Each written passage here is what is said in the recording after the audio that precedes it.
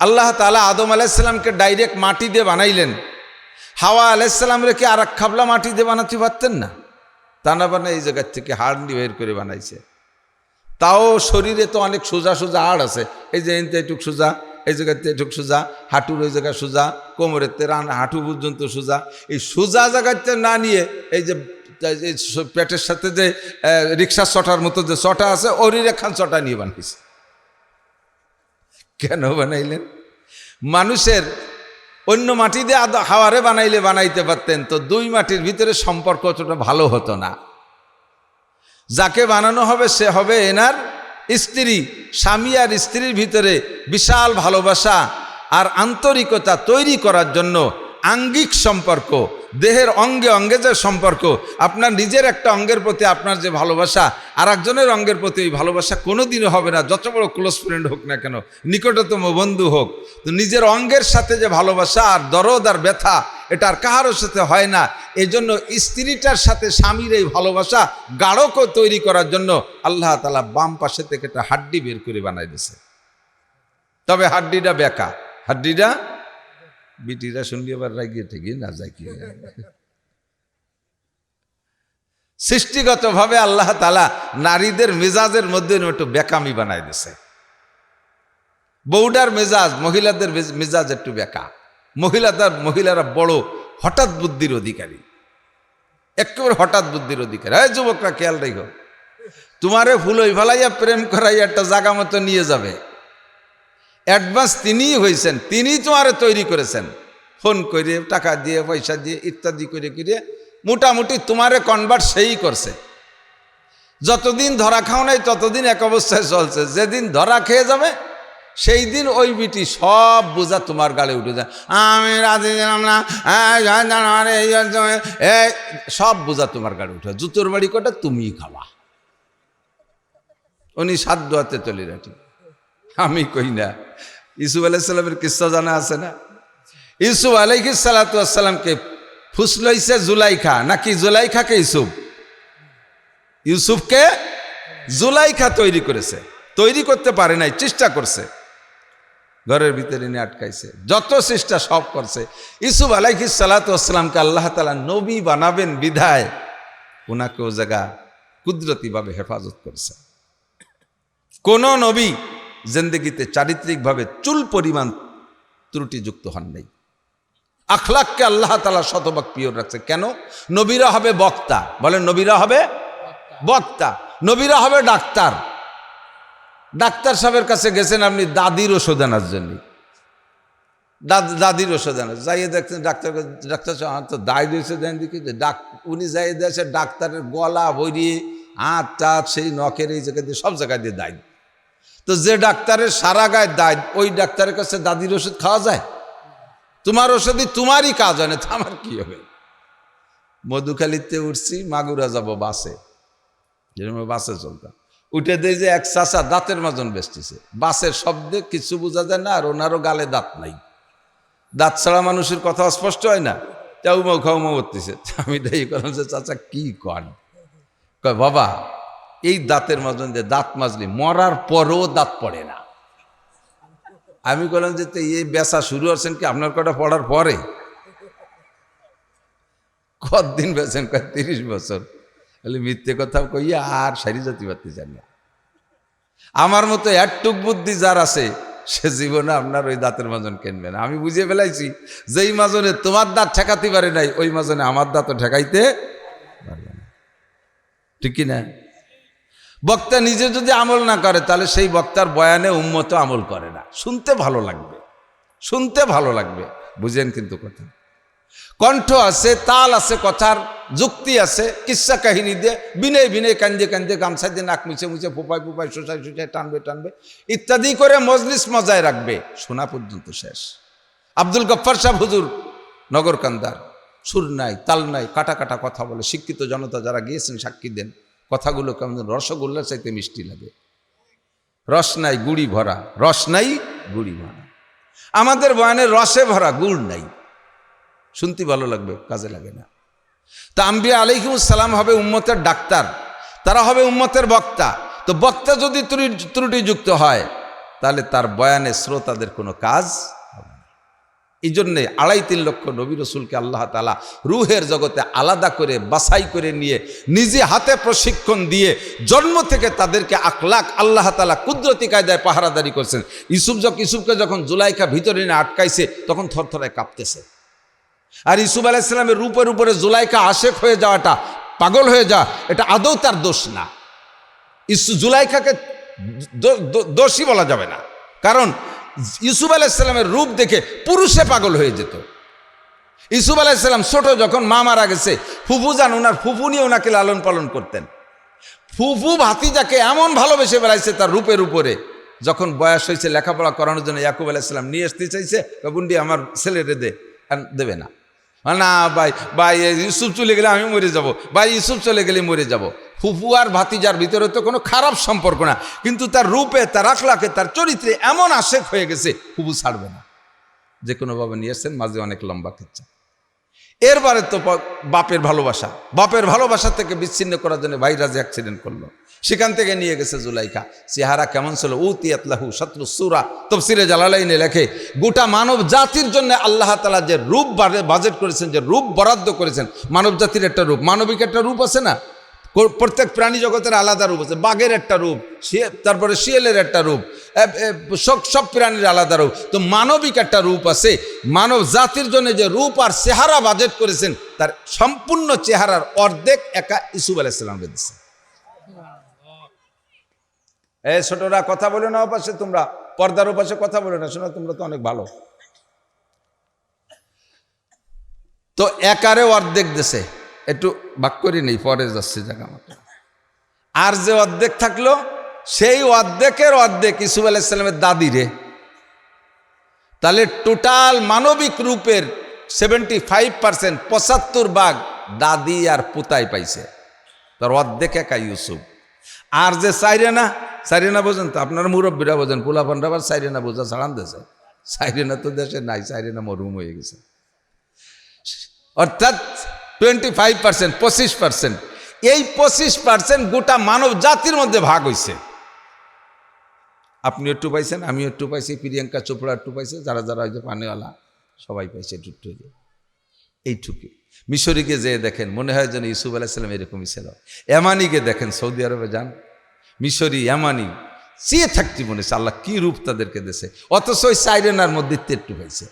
তাহলে ইউসুফের একার ভিতরে যদি অর্ধেক রূপ থাকে, এই মানুষটা এক জায়গা থাকলে তারপর কেউ আশেক হয়ে যাওয়াটা, এটা মানবিক দুর্বলতা, এটা একে কোনো বিচারের আওতায় আনা যায় না। ইউসুফ আলাইহিস সালামকে রূপের পর আশেক হইয়া জুলাইখা নিয়ে ভিতরে আটকাইছে। তখন উনি টলমইলে যুবক, 17-18 বছর বয়স, টলমইলে যুবক। আর এই বয়সটাই তো যৌবনের মূল ধাক্কার সময়। যখন জুলাইখাও তৎকালীন নারীদের ভিতরে ইউসুফ আলাইহিস সালামের দাদি বাদে আর বাকি যত নারী ছিল, তার ভিতরে জুলাইখা ছিল বিশ্ব সুন্দরী, প্রেসিডেন্টের স্ত্রী। তো জুলাইখা ইউসুফ আলাইহিস সালামকে ঘরের মধ্যে আটকাইয়া 7টা দরজা ভিতর দিয়ে মিস্ত্রি আইনে নতুন করে, এমনি তো দরজার ভিতর দিয়ে খিল দেয়, বাইর দিয়ে তালা দেয়, এটা ছিল আগে। ইদানিং প্রযুক্তির যুগে উভয় দিক দিয়ে তালা দেওয়ার ব্যবস্থা। জুলাইখা মিস্ত্রি আইনে আগে ভিতর দিয়ে তালা দেওয়ার ব্যবস্থা করছে, যাতে তালা দিয়ে চাবি সেরে তবে ইউসুফ ভেগে যেতে না পারে। ভিতরে নিয়ে আটকাইয়া গায়ের সম্পূর্ণ কাপড় খুলে ফেলাইছে। এই সব প্ররোচনা ইউসুফকে করতেছে জুলাইখা।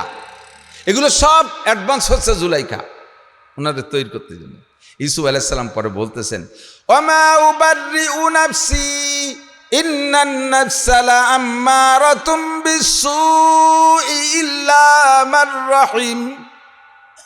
আমি নিজেই জুলাইখার দিকে এক নজর তাকাইয়া আমার উপরে আত্মবিশ্বাস হারাই ফেলাইছিলাম।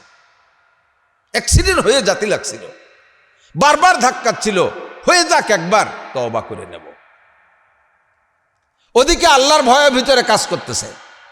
ইতিমধ্যে আল্লাহ তাআলা নবী রাসূলকে বাঁচাবেন বিধায় কুদরতি সিস্টেম ব্যবহার করে ওই সময় ইউসুফ আলাইহিস সালামের মাথার মধ্যে ঢুকছে। দেখে যে জুলাইখার সামনে এই মূর্তি, জুলাইখা ছিলেন মূর্তি পূজারী, জুলাইখার সামনে একটা মূর্তির এই গলায় তো উপরে একটু কালো কাপড় দিয়ে, ওই ফাঁসির আসামিকে যেমন বাঁধে না, ওরকম বাঁধতে থুইছে। তো ইউসুফ আলাইহিস সালাম জিজ্ঞেস করছে, ম্যাডাম এইটা কি? তো ম্যাডাম বলতেছে, এটি আমার ভগবান। এটা আমার মাবুদ, আমি তার ইবাদত করি। তো মাথা বাঁধে চুইছেন কে, চোখ মুখ বাঁধে রাখছেন কে? কয় যে সামনে যে কাজটা করতে চাইতেছি এ কাজটা মাবুদের সামনে করা যায় না, তার চোখের সামনে। এমন অন্যায় তার চোখের সামনে কিভাবে করব? ইউসুফ আলাইহিস সালাম জবাব পেয়ে গেছেন। জুলাইখা, তুমি যার ইবাদত করো তার সামনে এ কাম করতে তুমি লজ্জা পাও বিদায় তার চক্ষুকে কালো কাপড় দিয়ে বেঁধে রেখেছো। আর তুমি যার ইবাদত করো তার চক্ষু কালো কাপড় দিয়ে বাঁধা যায়। ও জুলাইখা, আমি যার ইবাদত করি তার চক্ষু কোনো কাপড় দিয়ে বাঁধা যায় না।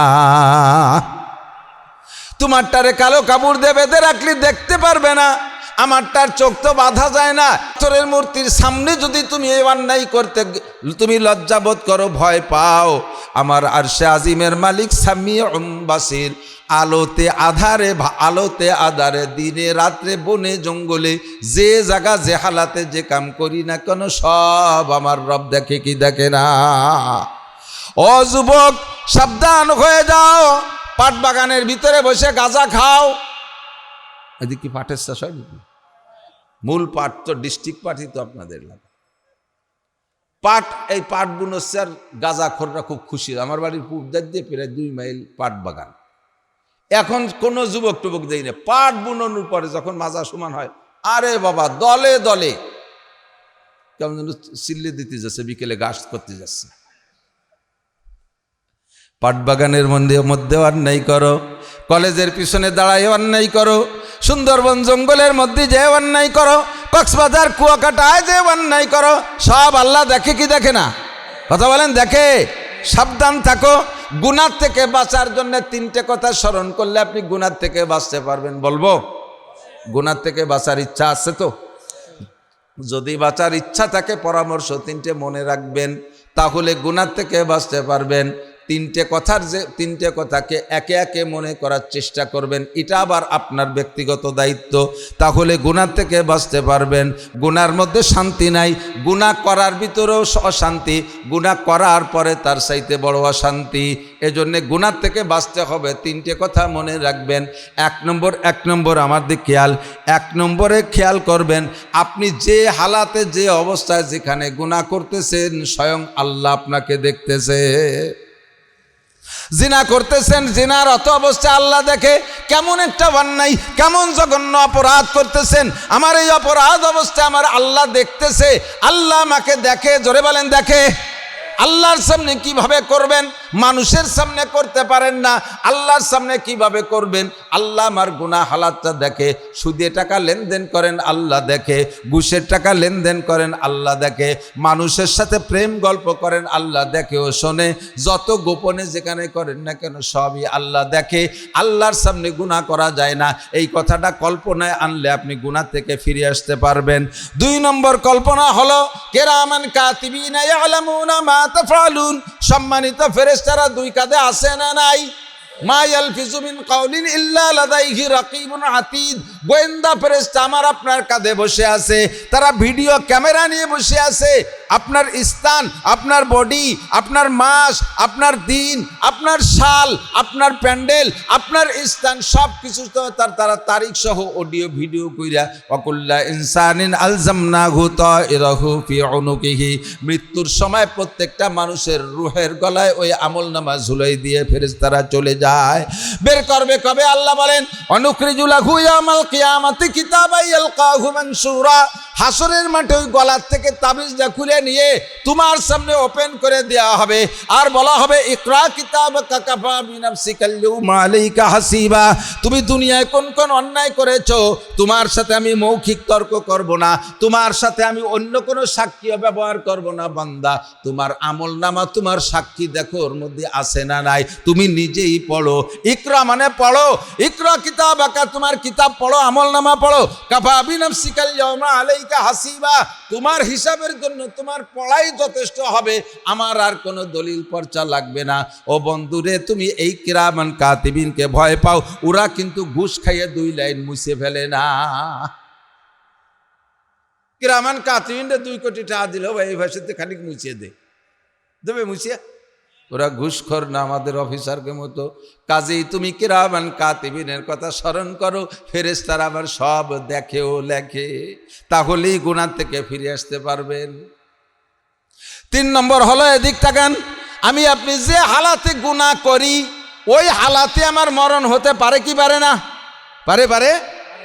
গান শোনা অবস্থায় মরণ হতে পারে, টেলিভিশন দেখা অবস্থায় মরণ হতে পারে, মদ খাওয়া অবস্থায় মরণ হতে পারে, গাঁজা খাওয়া অবস্থায় মরণ হতে পারে, জিনায় রত অবস্থায় মরণ হতে পারে কি পারে না? শিক্ষা সফরে যাইতেছো, ম্যাডামদেরকে নিয়ে নারী আর পুরুষ একসাথে গাড়িতে লাফালাফি ফালাফালি করতে করতে যাইতেছো, আনন্দ করতে করতে ওই আনন্দ ভ্রমণের ভিতরে তোমার মরণ হয়ে যেতে পারে।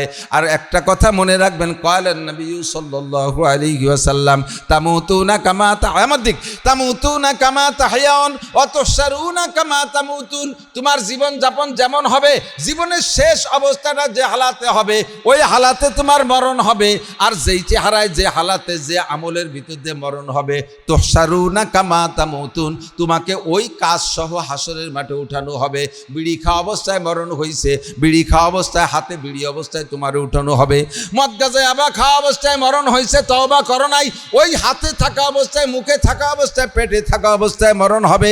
দাড়ি কাটা অবস্থায় জীবন যাপন, দাড়ি কাটা অবস্থায় মরণ, ওই হালাতে উঠবেন। প্যান্ট শার্ট টাই কোট পরা অবস্থায় জীবন যাপন, ওই হালাতে মরণ, ওই হালাতে উঠবেন।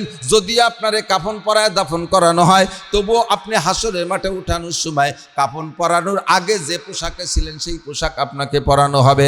জামা জুব্ব পাগড়ি অবস্থায় জীবন যাপন, ওই হালাতে আপনার মরণ। কাফন পরায় দাফন করানোর পরে হাসরের মাঠে উঠবেন পাগড়ি পরা অবস্থায়, জুব্ব অবস্থায়, দাওয়াত ও তবলিগের মেহনতের সময় লাগাইতেছেন, সেই হালাতে আপনার রাস্তায় ইন্তেকাল হয়ে গেছে।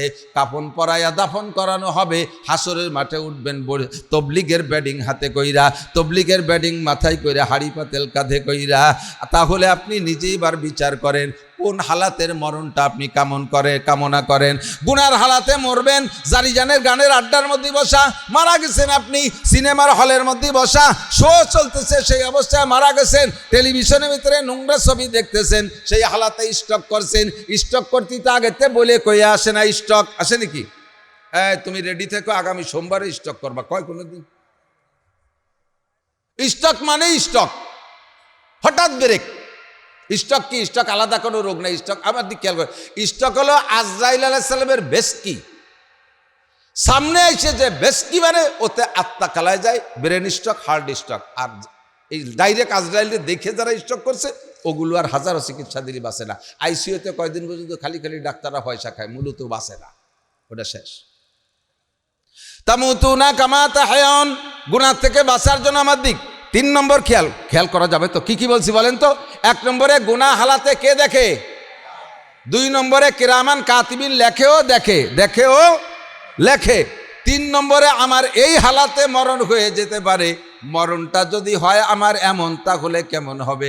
কেমন একটা মরণ কামনা করা দরকার মুমিনের। আমার দিক তাকান, আল্লাহ পাক বলেন, ইন্নাল্লাযীনা ক্বালু রাব্বুনাল্লাহ, যে সকল মানুষ বলবে রব আমাদের আল্লাহ। আমাদের রব কে? রব আমার আল্লাহ। ইন্নাল্লাযীনা ক্বালু রাব্বুনাল্লাহ, আল্লাহকে রব বলে স্বীকার করেছে। সুম্মাস্তাকামু, আমার দিক দোস্ত, সুম্মাস্তাকামু, আর রবকে আল্লাহকে রব বলে স্বীকার করে অটল আর অবিচল। বুঝতেছেন না আমার রস? বুঝতেছেন না? একটু এদিক খেয়াল করেন।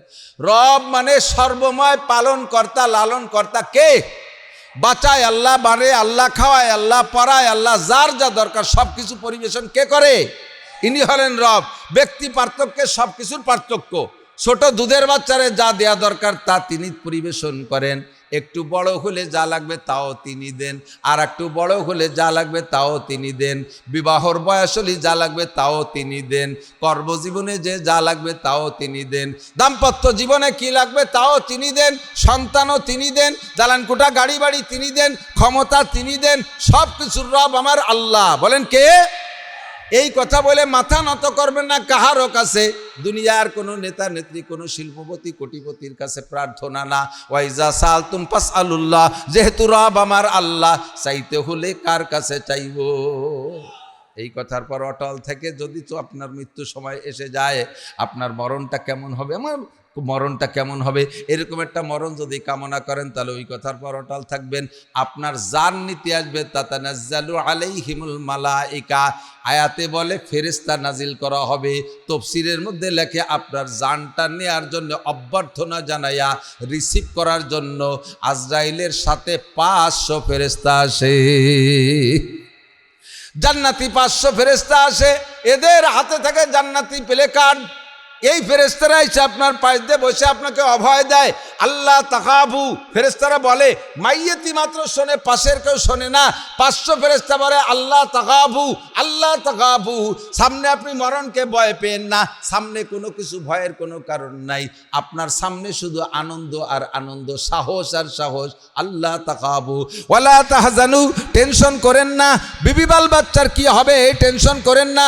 আপনার স্ত্রীর রব আপনি না, আপনার ছেলের রব আপনি না, আপনার মেয়ের রব আপনি না, তাদের লালন পালনের জিম্মাদারি আপনার রবের আল্লাহর, কাজেই তা নিয়ে টেনশন করার দরকার নাই। ব্যবসা বাণিজ্যের কি হবে, ইন্ডাস্ট্রিজ কলকারখানার কি হবে, আমার জায়গা জমির কি হবে, এই টেনশন করেন না। ওয়ালা তাহজানু। আর একটা কথা শুনে নেন, ওয়া আবশিরু বিল জান্নাতিল্লাতী কুনতুম তুআদুন। মাওলানা নাসির সাহেব আপনাদের বাগিয়ার মাঠে যে জান্নাতের কথা বলেছিলেন, তার আগের হুজুর যে জান্নাতের বিবরণ বিশ্লেষণ দিয়েছিলেন, এই যে দেখেন সেই জান্নাত, জান্নাতি প্লে কার্ডে জান্নাতের ছবি বানায় আপনার চোখের সামনে ধরবে। ওয়া আবশিরু বিল জান্নাতিল্লাতী কুনতুম তুআদুন। এরপর ওই ফেরেশতারা বলবে, নাহনু আউলিয়াউকুম ফিল হায়াতিদ দুনিয়া, দুনিয়ার জিন্দেগিতে আমরা 500 ফেরেশতা আপনার বন্ধু, শুধু দুনিয়ার জিন্দেগিতে না, অফিল আখিরা, মরার পরও আপনার সাথে থাকবো, কবরে আপনার একা থাকা লাগবে না, অফিল আখিরা। এই পর্যন্ত বলার পরে বলবে, কয় আখিরাতে জান্নাতে যাবেন, সে জায়গা পাইবেন কি, ওয়ালাকুম ফিহা মা তাশতাহি আনফুসুকুম ওয়ালাকুম ফিহা মা তাদউন। জান্নাতে যাওয়ার পরে মুখে যা বলবেন তাও পাবেন, মনে যা কল্পনা করবেন তাও পাবেন। মরণটা যদি ওই রকম হয়, রবকে রব বলে স্বীকার, আরে ভাই সরকার চলে গেছে কি হবে আমাদের, সরকার চলে গেছে কি হবে আমাদের, এই চিন্তা করার কোনো অবকাশ রাখে না। সব কিছুর মালিক কে? বঙ্গবন্ধুকে যারা ভালোবাসতেন, বঙ্গবন্ধু বাংলাদেশ স্বাধীন করার পরে তার ভক্ত ছিলেন কি পরিমাণ। উনি রাষ্ট্রপ্রধান হলেন, আপনাদের আমাদের সকলের মুরব্বীদের দাবি ছিল মুক্তিযোদ্ধাদের যে বঙ্গবন্ধু 100 বছর বেঁচে থাকুক, বাংলাদেশটাকে সুন্দর করে গড়ুক। মাত্র 3 বছর পর চলে গেল সেই মানুষটা। বাংলাদেশ আছে না শেষ হয়ে গেছে? আছে না শেষ হয়ে গেছে? মাননীয় প্রধানমন্ত্রী আমাদের গোপালগঞ্জের নেত্রী শেখ হাসিনা চলে গেছেন ইন্ডিয়া, বাংলাদেশ শেষ হয়ে গেছে না আছে? খালেদা জিয়া মরে গেছে, বাংলাদেশ আছে না নাই? আমি আপনিও থাকবো না, বাংলাদেশ জায়গায় থাকবো, ওই ফালতু চিলতুইরে লাভ নাই। একটা কথাই ইয়াকিন রাখতে হবে, বাঁচায় আল্লাহ, মারে আল্লাহ, খাওয়ায় আল্লাহ, পড়ায় আল্লাহ, দুনিয়ার কেউ কিছু করতে পারে না। কথা বলেন ঠিক কি ঠিক না? এই কথা বলে আপনি অটল থাকেন, কোথাও মাথা নত করেন না, তাহলে আপনার মরণটা ওইরকম হবে। ফেরেশতারা আপনাকে অভ্যর্থনা জানাই নিয়ে যাবে, আপনাকে নিয়ে যাবে। এরপরে একটা লাস্ট পুরস্কার, সেটা হলো এরপরে ফেরেশতারা আপনাকে বলবে, ভাই একটু এইভাবে থাকো, একটু কষ্ট করে থাকো, মরণটা ওইভাবে নাও। শেষে তোমাকে জান্নাতে নেওয়ার পরে একটা মেহমানদারি হবে, নুজুলাম মিন গফুরির রহিম। আল্লাহ পাক রব্বুল আলামিন সমস্ত জান্নাতীদেরকে একটা পার্কে বসাইয়া নিজ হাতে 500 বছর পর্যন্ত মুখে উঠায় খাওয়াবে। আল্লাহর হাতের খানা, আল্লাহর হাতের খানা। আরে ভাই আল্লাহর হাতের খানা, দুনিয়ার কোনো নেতা আপনার মুখে একটা বিস্কুট খাওয়াই দিই, তাই ছবি তুলে ক্যামেরা বানায়, ক্যামেরা দিয়ে ছবি তুলে তাই লেমিনেটিং করে ঘরে ঝুলোয় রাখে, মাথার পর রাখে, কেউ আসলে দেখায়, সেলফি তুলে, এই দেখেন চেনেন, এটা কারে চেনেন, দেখছেন কান্দি কিরা কিরা, তুই আর শেখ সেলিম, তুই আর ফারুক খানের মতো ঠেকতেছে। হ্যাঁ, এইখান নিয়ে কি মল্লি কবরে জান্নাতে যাওয়া যাবে? অথচ তাই নিয়ে গর্ব করি। আর স্বয়ং আল্লাহ আপনার মুখে 500 বছর খানা খাওয়াই দেবে। কোন সুবহানাল্লাহ। 3টে কথা মনে রাখবেন, এমন একটা মরণ চাইবেন যেই মরণটা এইরকম মরণ হয়। যদি আপনার গুনার মধ্যে মরণ হয়, তাহলে আপনার মরণটা কেমন হবে? নমরুদ, কারণ হামান, ফিরাউন, সাদ্দাদের মতো। ও যুবক, আবার প্রাণ প্রিয় বন্ধু, খালি যুবক, সব বক্তারা যুবকদের কথা কয় না কেন কয় জানেন? যুবকরা ভালো হলে সব ভালো। বুড়োরা তো এমনি ভালো হয়ে গেছে, হাঁটুতি বল নাই, আগে দিনের বেলা তারা দেখতে হয়, রাত্রিও পায়খানার দরজা খুঁজে পায় না। সব চলে গেছে, বাহুবল সব চলে গেছে, কাজে কাজে ঠ্যাং একখান কবরে, চাকা একটা পাংচার হয়ে গেছে, ভালো অতি বাধ্য হয়েছে। গায়ে যতদিন শক্তি ছিল, আমার চাচা মৌলানা আব্দুল ওয়াহাব সাহেব রহমতুল্লাহ আলাইহি চন্দ্রদিগের মাদ্রাসার মোহতামিম ছিলেন, উনি বলতেন এই এক যুবকরা, এক বুড়ো চার দোকানে দেখে এই তোর নাম কি, কয় তোর বাপের নাম কি, কইছে কয় তো ওহো তোর বাপ আর আমি তো একসাথেই চার দোকানে কাশিয়ে পাল্লা দিতাম। কাশের রোগ ছিল। তো দেহিনে 2-3 মাস মরিয়ে গেছে নাকি, কয় না কাকা মল্লি তো মাইকিং শুনতেন, কয় তা হতো সত্যি। দেখেন সে কাশের কি অবস্থা, বাইসি আছে, কাশ সেরে গেছে। আমার তো কাশ সারলো না, তোর বাপের কাশ কি খাইয়ে সারলো কদি, কয় যে কোনো ওষুধই কাজ হয় নাই, কাশতে কাশতে বল পায় না, সে এমনি ছাড়ান দেশে, কাশতে কাশতে বল পায় না বলে ছাড়ান দেশে না, শক্তি থাকলে আরো কিছুদিন কাশতো। তো বুড়োকে কাশতে কাশতে বল পায় না বলে ছাড়ান দেশে, এর জন্য বুড়োকে ওয়াজের দরকার নেই, বুড়োকে কিছু আমল শিখিয়ে দেবো, রাজি আছেন তো ইনশাআল্লাহ, কিছু আমল শিখিয়ে দেবো, এইটা নিয়ে যাবেন। বাকি আগে আখলাক তৈরি করেন, চরিত্র তৈরি করার জন্য। যারা সমাজে নষ্ট করতেছে আমার যুব সমাজ, এরা যদি ভালো হয় জগৎ ভালো হইতে বাধ্য, এরা যদি ভালো হয় জগৎ ভালো হইতে বাধ্য। এই জন্য যুবক তুমি মনে রাখো, এমন একটা মরণ তুমি কামনা করো যেই মরণে 500 ফেরেশতা তোমাকে অভ্যর্থনা জানাইতে আসে। আমাদের দেশের মুরব্বীরা চিনতে পারেন, হযরত মাওলানা খলিলুর রহমান সাহেব হুজুর সুটপার হুজুর নামে পরিচিত ছিল, মনে পড়ে নাকি? এই মহারাজপুর আলো গ্রামের বাড়ি, সুটপা মাদ্রাসায় জীবন কাটাইছে, তাই সুটপার হুজুর নামে পরিচিত ছিল। উনার এন্তেকাল মহারাজপুরেই হয়েছে। উনি আসছেন বাড়ির মাহফিলে, বাড়ির তফসির মাহফিল করে ওনাদের মসজিদে। তো ওনার ছোট ভাই যেভাবে বলছে আমি সেইভাবে বলতেছি, খেয়াল করেন, আমি তাই আপনাদের কাছে নকল করি, মহারাজপুর তো আপনাদের এখান থেকেই কাছে। তো ওনার ছোট ভাই যেভাবে বলছে কারি সাহেব, সেইভাবে আমি নকল করতেছি। ভাইজান রাতের বেলা তফসির করতে করতে হঠাৎ করে শ্বাস বেড়ে গেছে, হুজুরের অ্যাজমা ছিল, শ্বাসের রোগ ছিল, এমন বাড়াবার স্যার কথা বলতে পারলেন না, মসজিদে শুয়ে পড়লেন। আমরা চিকিৎসা করলাম, বললাম যে ভাইজান বাসায় নিয়ে যাই, কয় না বাপ ভালো না, আমি মরলে আল্লাহর ঘরের মধ্যেই মরি, কিয়ামতে এই হালাতে উঠতে পারবো। তো রাত্রে থাকলেন, চিকিৎসা হলো, মোটামুটি সুস্থর দিকে, তবুও মসজিদ ছেড়ে যায়নি। রাত্রে তাহাজ্জুদের নামাজ পড়ছে, ফজরের নামাজ জামাতে পড়ছে, এরপরে ইশরাকের নামাজও পড়ছে, সব আমল শেষ। আর নামাজের রক্ত জোহরে না, এর মাঝখানে এই সকালে ইশরাকের পরে আবার শ্বাস বাড়ছে। শ্বাস বাড়ার পরে বলতেছে, সবাই বলতেছে যে এখন তো অবস্থা ভালো না, কেমন যেন অজ্ঞান ভাব, ওই অবস্থায় ধরে নিয়ে গেছে ঘরে নেওয়ার পরে উনি যে ওনার নিজস্ব বাড়ির যে ঘরটা পাইছে, সে ঘরটা ব্যবহার হয় না, পরিত্যক্ত ভাব। এই ঘরের ভিতরে 2টা খাট, তো ওনার একটা খাট পরিষ্কার করে সেখানে শোয়াইছে ওনার ভাই বিরাদার পাশ দিয়ে। তো বলতেছে যে সব কিছুক্ষণ পরে সবাই চলে গেছে, আমি একা বসা। ভাইজান এইভাবে হাত বাড়াচ্ছে শোয়া অবস্থায়, আমি জানি যে এই টাইমটা হুজুর অজ্ঞান, উনি অজ্ঞান। ওই অবস্থায় এদিকে হাত বাড়াইলেন মুসাফা করার মতো, এদিকে হাত বাড়াইলেন, ওদিকে হাত বাড়াইলেন। হাত বাড়ানোর ভিতরে মুসাফা করে বলতেছেন, হুজুর কেমন আছেন, হুজুর কেমন আছেন, নানুপুরি হুজুর কেমন আছেন, যশোর হুজুর কেমন আছেন, আরেকটা নাম কইতে যে নাম বলে নাই, কেমন আছেন। এই বলার পরে উনি বলতেছে, এই বাইরে যে এত আলেম ওলামা আসছে, একটু বসতি দিতে পারিস না, বাহিরে এত আলেম ওলামা আসছে, একটু বসতি দিতে পারিস না।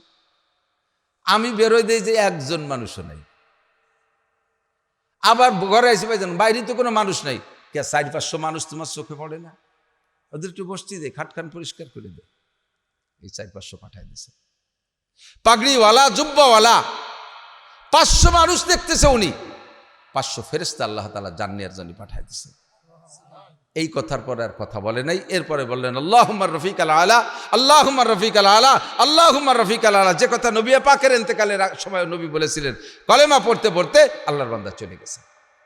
তাতানাজ্জালু আলাইহিমুল মালাইকাতু আল্লা তাখাফু ওয়া লা তাহজানু ওয়া আবশিরু বিল জান্নাতিল্লাতী কুনতুম তুআদুন।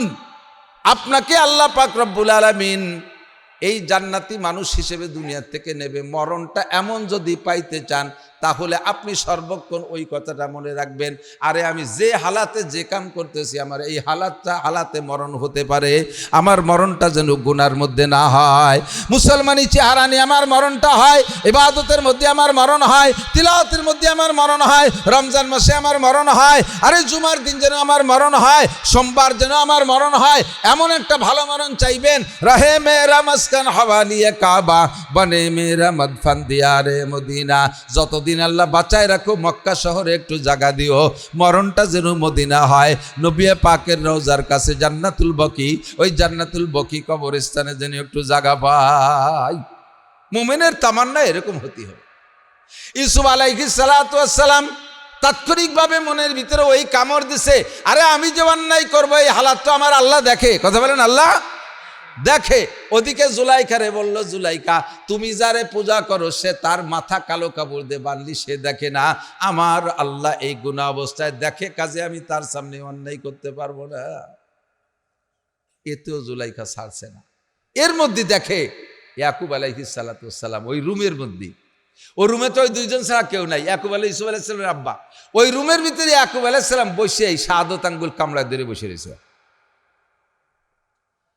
ছেলেবেলে যদি অন্যায় করে মুরব্বীদের সামনে, তখন মুরব্বীরা চিনতে আঙ্গুল কামড়ায়, উনি আঙ্গুল কামড়ায়। হঠাৎ করে দেখেছে আব্বা, তখন উনি বুঝে ফেলেছে এখানে আমার আব্বা আসার কোনো প্রসেস নেই, কোনো পদ্ধতি নেই, আব্বা জানেই না যে আমি বেঁচে আছি, আর এখানে আছি, এটা তো কথা হতেই পারে না। সে আব্বা যেহেতু, এটা আমার আব্বা নয়, এটা ডাইরেক্ট আমার আব্বা নয়, আমার আব্বা ইচ্ছা করে আসে নাই, আমার আব্বাকে আল্লাহ তাআলা পাঠিয়েছে যে বাপের সামনে ছেলে এই অন্যায় করতে পারে না, সেই গুনাহ থেকে ফিরানোর জন্য আব্বা পাঠাইছে। কাজে আব্বার সামনে আর এখানে এই ল্যাংটা মহিলার সামনে দাঁড়ায় থাকা সম্ভব না। মারছে দৌড় দরজার কাছে, যার সাথে সাথে তালাটা টাস করে খুলে গেছে, দরজা খুলে গেছে। উনি বুঝলেন যেটা খোদার কুদরতি খেলা শুরু হয়ে গেছে। একের পর এক 7টা দরজার কাছে গেলে 7টা তালা খুলে গেছে, দরজা খুলে গেছে, বাইরে বেরোয় চলে গেছে। বলেন সুবহানাল্লাহ।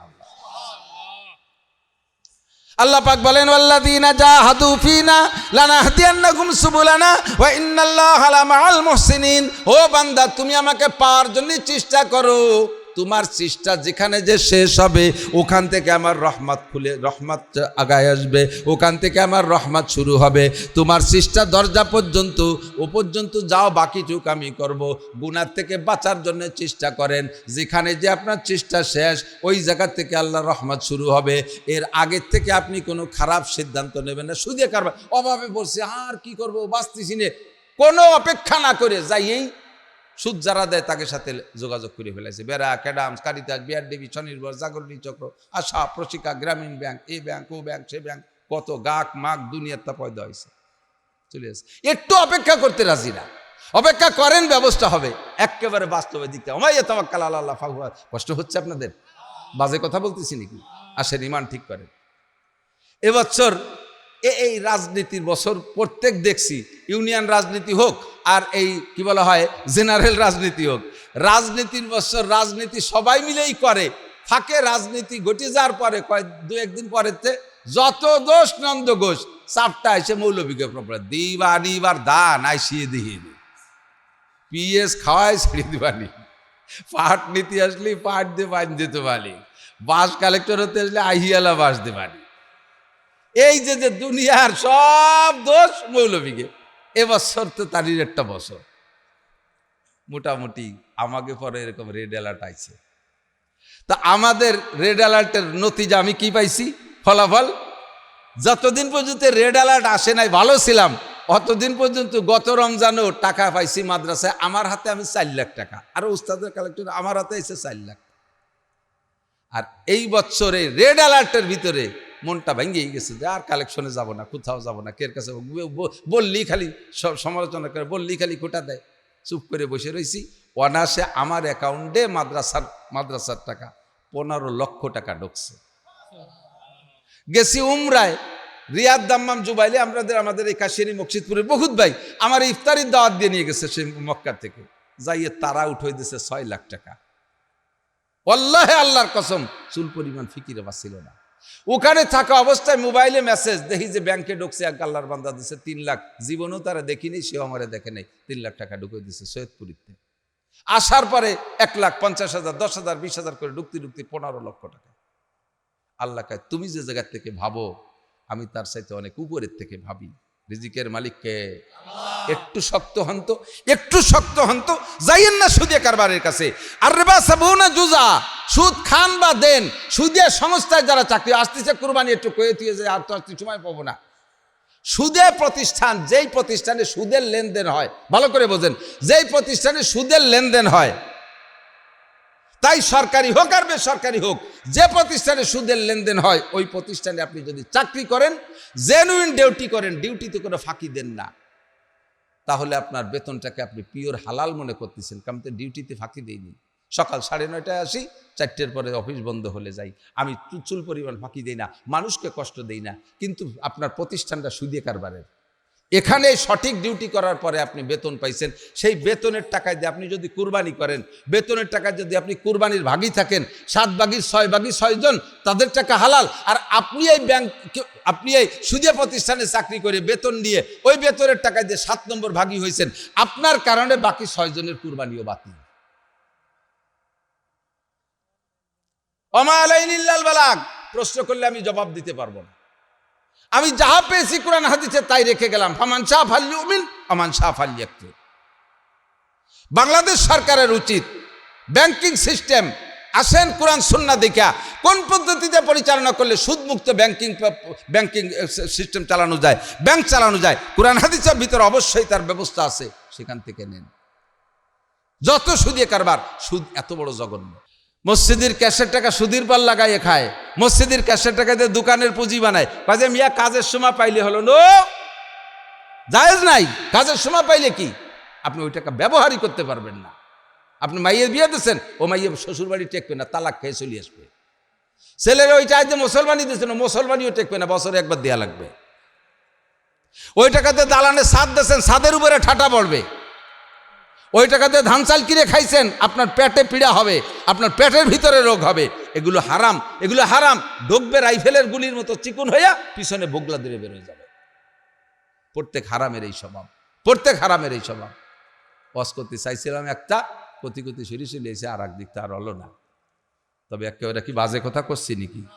ইনতাজতানিবু কাবায়ের, ইবাদতের চাইতে আমল, নামাজ, রোজা, হজ, যাকাত যে ইবাদত, তিলাওয়াত আর জিকির যে ইবাদত, এর চাইতে বড় ইবাদত, এর চেয়ে বড় ইবাদত হলো গুনার কাজগুলো ছেড়ে দেওয়া, কবিরা গুনাহ ছেড়ে দেওয়া, সগীরা গুনাহ ছেড়ে দেওয়া, সুদে কারবার ছেড়ে দেওয়া, ঘুষের কারবার ছেড়ে দেওয়া, হারাম খাওয়া ছেড়ে দেওয়া, জিনা ব্যভিচার ছেড়ে দেওয়া, আলঠেলা ছেড়ে দেওয়া, চুরি ডাকাতি ছেড়ে দেওয়া, পরের হক নষ্ট করা ছেড়ে দেওয়া, অকথ্য ভাষা গালাগালি করা ছেড়ে দেওয়া, বেপরদা করা অভ্যাস থাকলে ছেড়ে দেওয়া, এই সমস্ত গুনার কাজগুলো ছেড়ে দেওয়া হলো সবচাইতে বড় ইবাদত। ইত্তাকিল মাহারিমা তাকুন আবাদান নাস। যদি আপনি হারাম ছাড়তে পারেন তাহলে সবচাইতে বড় আবেদ হইতে পারবেন। আল্লাহ পাক রব্বুল আলামিন বলেন, ওয়ামা উমিরু, তোমাদেরকে হুকুম করা হয় নাই, ইল্লা লিয়াবুদুল্লাহ মুখলিসিনা লাহুদ্দিন, যত ইবাদত করবে, যত ইবাদত করবে, আবার খেয়াল করেন, যত ইবাদত করবে মুখলিসিনা লাহুদ্দিন, একমাত্র ইখলাসের সাথে ইবাদত হবে। কার জন্য? নামাজ পড়ছি কার জন্য? রোজা রাখছি কার জন্য? হজ যাকাত আল্লাহর জন্য, ফরজ ওয়াজিব আল্লাহর জন্য, টুপি দাড়ি আল্লাহর জন্য, পাগড়ি জুব্বা আল্লাহর জন্য, ঢিলামে সকুলুক আল্লাহর জন্য, তবলিগি যাই আল্লাহর জন্য, মসজিদ করি আল্লাহর জন্য, মাদ্রাসা করি আল্লাহর জন্য, দান খয়রাত করি আল্লাহর জন্য। কে আমারে প্রশংসা করলো না করলো কিছু আসে যায় না, কে আমারে ভালো বললো মন্দ বললো কিছু আসে যায় না। যাহা করিব সমস্ত ইবাদতের নামে এগুলো করব কার জন্য? মুখলিসিন লাহুদ্দিন। এর ভিতরে আল্লাহ পাক রব্বুল আলামিন বলেন, ওয়ালা ইউশরিক বিইবাদাতি রাব্বিহি আহাদা, যত ইবাদত করবা একমাত্র আল্লাহরই জন্য, ইবাদতের মধ্যে কেউরে শরিক করবা না। বুঝেন? খুব একটা বোঝার কথা, খেয়াল করতেছেন সবাই? আমি সুর নাইও পারিও না, আর জাফারি তাই কি বলা হয়, এইভাবে আমি মশালা বলার চেষ্টা করি। ওয়ালা ইউশরিক বিইবাদাতি রাব্বিহি আহাদা, যে ইবাদত করবেন ওর ভিতরে কেউকে শরিক করবে না। কেউকে মানে আল্লাহর ইবাদত করে নামাজ পড়ি, এর মধ্যে কেউরে শরিক কি? ফরজ ওয়াজিব সুন্নতের মধ্যে আবার কেউরে শরিক কি? এ তো সব আল্লাহরই হুকুম, আল্লাহর জন্য করি। নো, এর মধ্যে শরিক আছে। হাজি সাহেব হজ করে আইছে, পোস্টারে আলহাজ লেখে নাই, পোস্টারে আলহাজ লেখে নাই, রাগে জ্বালায় ফতফত করতেছে, পোস্টার দিয়ে এটা নিয়ে ছিঁড়ে ফেলে দিছে। 9 লাখ টাকা দিয়ে হজ করছি, একটু আলহাজ লেখে নাই, আমি স্টেজে বসতে পারতেছি না, স্টেজে বসতে পারতেছি না, ফাঁসায় আগুন ধরিয়ে গেছে। শয়তান হাজি, শয়তান রে ওখানে মারিয়েছে, কয়টা পাথর নিয়ে আসতে পারে, ইনারও মারার দরকার ছিল। হাজি হজ করছো, জীবন ভরে নামাজ পড়লাম, নামাজ যে পড়ে আরবিতে, নামাজ পড়নেওয়ালারে আরবিতে কয় মুসল্লি। সালাত মানে নামাজ, যে পড়ে তারে কয় মুসল্লি। নামাজিরে কি কয়? মুসল্লি। তো 50 বছর নামাজ পড়লেন, কোনোদিন তো আপনার পোস্টারের শুরুতে লেখলেন, নামের শুরুতে পোস্টারে লিখতে বললেন না মুসল্লি আব্দুর রহমান? একবার একটু হজ করে আইসে আলহাজ আব্দুর রহমান লিখতে হবে, আজিতে আল লাগাই আইছেন পোস্টারের মধ্যে আলটুতির জন্য। এই হজ শিরিক হইছে। আমি ওয়াজ করি মাওলানা নাসির, আমি কান খাড়া রাখি, আমারে প্রশংসা করে কিনা? না, হুজুরির ওয়াজ ভালো শুরু হইনি, কি দেখি হুজুরির মন খারাপ হয় না, আমি ঘরে যাবো না, তাড়াতাড়ি এবার পয়সা করি, যা পাবো দাও। মানে প্রশংসা হচ্ছে না, তৃপ্তি হচ্ছে না। আর যদি প্রশংসা হয় খুব ফলে, এই যে ফুলাফুলি মানুষের প্রশংসার লোভে ওয়াজ করা, এটা শিরিক। আমার ওজে আপনি হিদায়াত পেয়ে জান্নাতে যাবেন, আমার ওজে আমি জান্নাতে যেতে পারবো না, আমার ওজে আমি খালি হাত, আমার কোনো লাভ থাকবে না। মসজিদ করে সে জায়গার নাম প্লেট দিতে হবে, আমার বাপের নামে মসজিদ, আমার নামে মসজিদ। ক্যা একটা কিছু করলেই সে জায়গার নিজের নাম, একটা কিছু করলেই বাপের নাম, একটা কিছু ভালো কিছু করলেই সে জায়গার নাম কলাইতে হবে। এগুলো সব কাজগুলো ভালো কাজ, নেকির কাজ, মানুষ উপকৃত হবে, কিন্তু আপনি কোনো নেকি পাবেন না। কথা কি বুঝতে পারছেন? আপনি তাকে নামাজ পড়তেন না, যেমন মসজিদে আসেন যে নিয়মিত নামাজ পড়েন, ওই বিটি গেজালায় বাড়ি ধার কায়দা আছে নাকি? তাহলে এই যে নামাজ পড়তে মসজিদে এসে আল্লাহর জ্বালায় না, কাকে জ্বালায়? বিটি গে জ্বালায়। এর নাম শিরিক ফিল ইবাদত, এর নাম শিরিক ফিল। তোমার আব্বা মারা যাওয়ার পরে এত খরচ বরচ করলে এগুলো না করে মসজিদে দিলি হতো না? কয় কিছু না করলে মানসি কি কয়, কিছু না করলে। তাহলে এই গরু টরু যা খাইছেন কার মুখ বন্ধ করার জন্যে? মানুষের মুখ বন্ধ করার জন্য, আল্লাহর কাছে নেকি পাওয়ার জন্য নেই।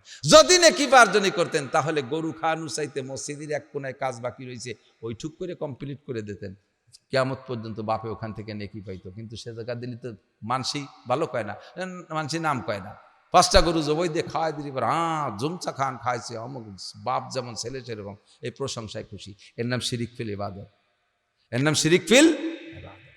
এই জন্য আল্লাহ পাক বলেন, ওমা উমিরু ইল্লা লিয়াবুদুল্লাহ মুখলিসিনা লাহুদ্দিন।